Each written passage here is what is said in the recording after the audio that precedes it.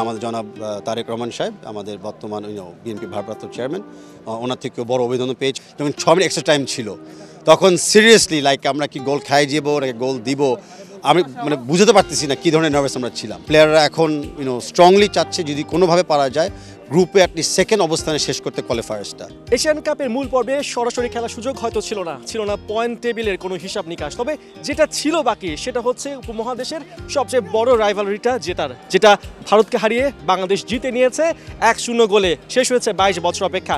আমাদের সাথে রয়েছেন বাফুফে সভাপতি তাবিথ আউয়াল। শুনবো তার মুখ থেকে এই জয়ের জন্য কতটা অপেক্ষায় ছিলেন আপনি। যে কোনো জয়ের জন্য তো আমরা সবাই অপেক্ষা ছিলাম, তবে স্পেসিফিকলি সাউথ এশিয়ান ডার্বি যেটাকে বলা হয় বাংলাদেশ ভার্সেস ইন্ডিয়া, এই জয়ের জন্য তো পুরো দেশ 22 বছর অপেক্ষা করছে। আর আমি তো দীর্ঘদিন অপেক্ষায় ছিলাম, বাট বিশ্বাস ছিল যে দিনটা অতি শিগগিরই আসবে। ওই মুহূর্তটা কেমন ছিল যখন রাকিবের ক্রসে আসলে মোরসেলিন গোলটা করলেন? আপনাদের প্রেসিডেন্ট বক্সে আসলে কি হয়েছিল তখন? প্রেসিডেন্ট বক্সে আমি ওরকম আওয়াজ উল্লাস কখনোই শুনি নাই। বাংলাদেশ বলে চেয়ার হচ্ছে সবাই, রাকিবদের নাম নিয়ে চেয়ার হচ্ছে, সেরকম লোকাল প্লেয়াররা এখন স্টার হয়ে যাচ্ছে। অ্যান্ড টু বি অনেস্ট যে ধরনের build up play and final পাসটা করেছে এটাও কিন্তু আমি বলবো ডেফিনেটলি একটা এশিয়ান স্ট্যান্ডার্ডে খেলা।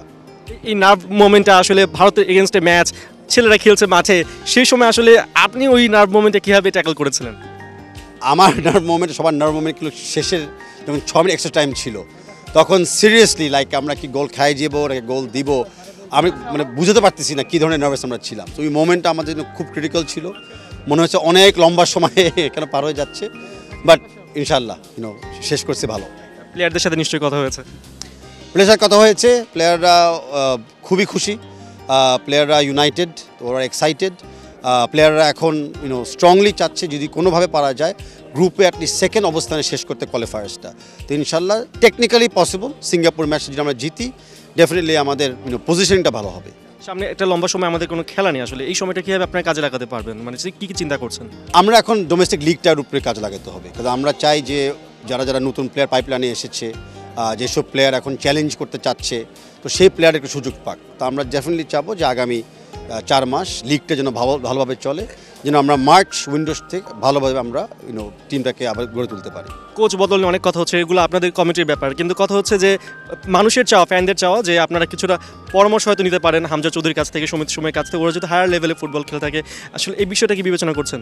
আমাদের সব কিছু বিবেচনা করা হয়, আমাদের ফ্যানদের কথা ডেফিনেটলি থাকে। আমাদের অনেক সাবেক প্লেয়াররা আছেন, আমাদের অনেক টেকনিক্যাল কনসালটেন্টরা আছেন যাদেরকে আমরা রিচ আউট করি। তো আমরা প্রত্যেকটা কমিটি মিটিংয়ের সময় সবার মত, অপিনিয়ন, ইভেন দ্বিমত নিয়ে আমরা কিছু সিদ্ধান্ত নিই। অ্যান্ড আমাদের next management committee meeting next উইকে আমি দিব। আমরা 2026 প্ল্যানটা তখন আমরা শেয়ার করতে পারবো। আপনি জনপ্রতিনিধি, সবসময় আপনি মানুষের সাথেই থাকেন, তবে আজকে ম্যাচ জেতার পরে দেখলাম ফ্যানদের সাথে আপনি ছবি তুলছিলেন, সবাই এসে আপনার কাছ থেকে আসলে সেলফি তোলা একটা বায়না ধরছিল। এই বিষয়টা কেমন আসলে লাগছিল তখন? আমি তো চান্স পাই না, ফ্যানরা তো খেলা হতে পিছু ঘুরে, তো আজকে চান্স পাইলাম তো একটু নিলাম। বাট না, আমি খুব ভালো লাগলো বুঝে যে সাধারণ বাংলাদেশিরা কত প্রাউড ওদের টিমকে নিয়ে, অ্যান্ড কত প্রাউড যখন আমরা এরকম একটা কোনো ম্যাচ জিতি। আর তাই আমি ফ্যানদের থেকে শুনতে চেলাম যে তারা আসলে কি একটা ভালো ম্যাচ দেখেছিল যে কিনা। ওরা অত্যন্ত বিশ্বাসী যে বাংলাদেশ টিম খুব ভালো মানের ফুটবল খেলে এখন। শেষ প্রশ্ন, কার কাছ থেকে অভিনন্দন পেলেন এখনও? আমি এখনও অভিনন্দন সব চেক করে পাই না। বিশেষ করে আমি তো প্রথমে আমার ওয়াইফকে জানাবো, আমার ওয়াইফ থেকে আমি পেয়েছি। এবং আমাদের জনাব তারেক রহমান সাহেব আমাদের বর্তমান বিএনপি ভারপ্রাপ্ত চেয়ারম্যান, ওনার থেকেও বড় অভিনন্দন পেয়েছি। উনি ফেসবুক পোস্টে নিজেও অভিনন্দন দিয়েছে বাংলাদেশ দলকে। বাকিটা এখন চেক করতে হবে আমার। Definitely Indian high commissioner to Bangladesh, উনিও আমাদেরকে ভালোভাবে আমার অভিনন্দন দিয়ে গেছে এই খেলার জন্য।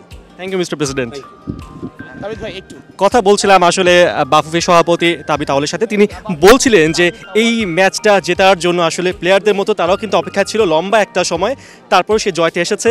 এখন সামনে তাকানোর অপেক্ষা, বাংলাদেশের ঘরোয়া লিগকে আরও সমৃদ্ধ করার পালা।